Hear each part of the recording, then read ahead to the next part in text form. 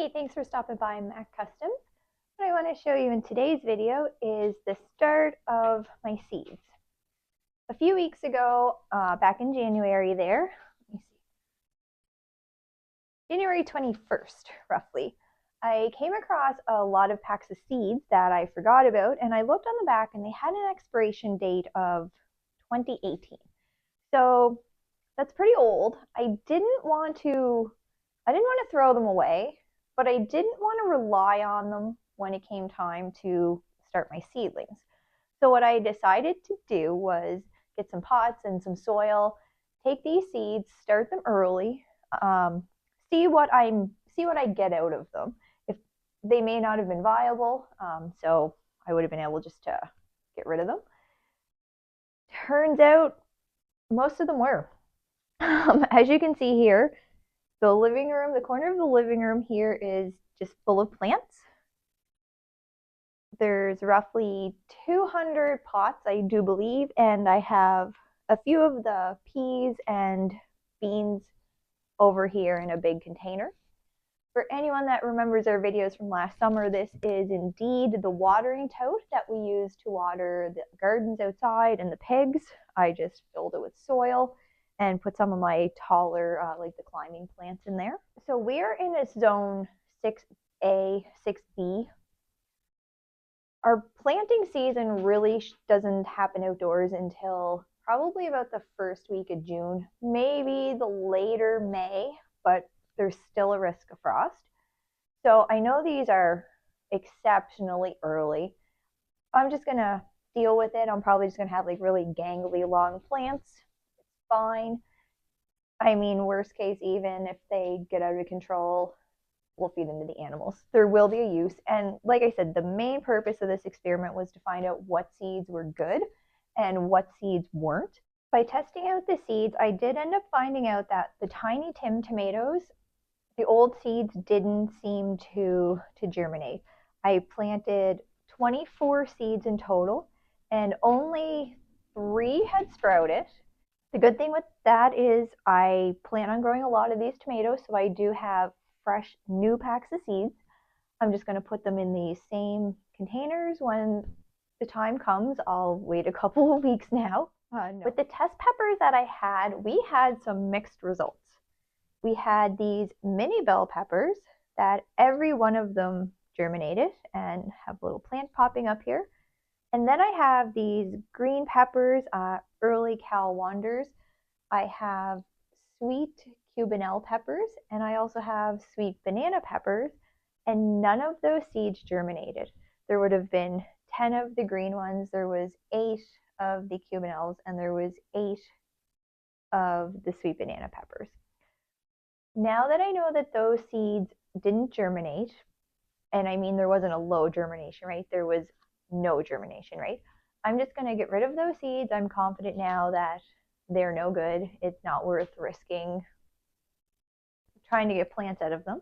My next step here, because peppers do take longer, especially the hotter peppers, I'm going to get some new fresh seeds in these pots just to get them started now. Down on these shelves, I have 3 different varieties of onions here. This is the first time we've done onion from seed. Usually we plant onion bulbs. I'm a little unsure about starting them from seed, but I'm going to give it a try. It seems pretty good. I do have a few sprouting out. Here I have some Utah celery. These are no action happening here, but I only planted them on the 5th of February. So these are really only 11 days. I came across these later. Again, they were an open pack that were old, so I figured I might as well try them and see if they're any good to keep. Romaine lettuce over here. These ones I'm at about, I'm going to call it a 50% germination rate on the lettuce. There is a couple that both of the seeds in one pot have germinated, so I'm probably just going to transplant those over into the ones where there's no germination. So then I can let them grow a little bit bigger. Down on the bottom here, I have more tomatoes. I have some beefsteak tomatoes as well. They didn't do that great. of 12 plants, I think I only have about 4 that sprouted there.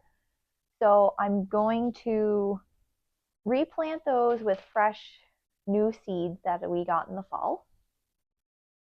We have really good luck here with Copenhagen cabbage, with some American purple rutabaga, and some imperial hybrid broccoli. All of those seem to have all of the seeds germinated and growing right now, so that's good to know. I'll keep those seeds. Over here on this container, I have some super sweet mini tomatoes. They have 100% germination rate on the test seeds. Same thing with this Grand Rapid lettuce.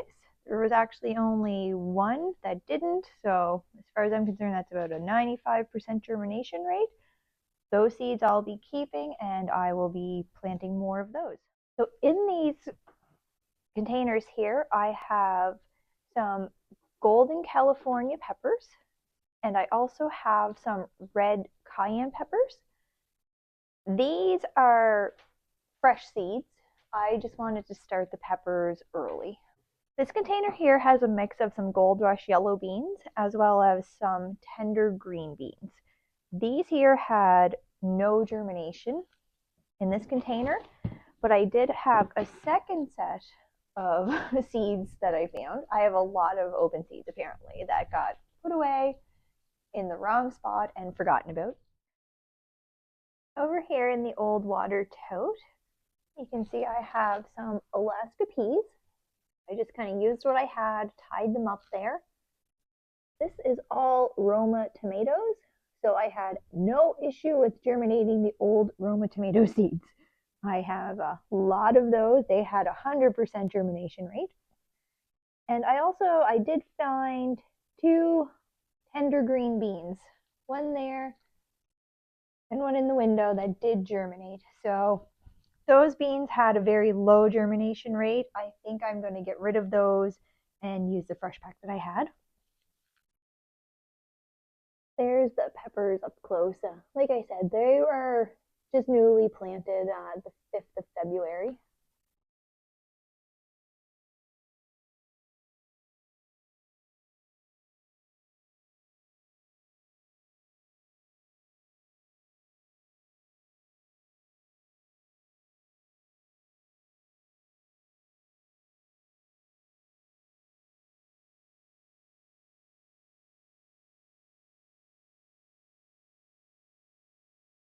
On the windowsill there, I have a planter with some thyme in it.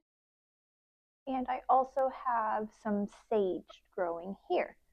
You can see outside, guys, it is crazy windy day and we have a lot of blowing snow. So perfect day for a garden tour.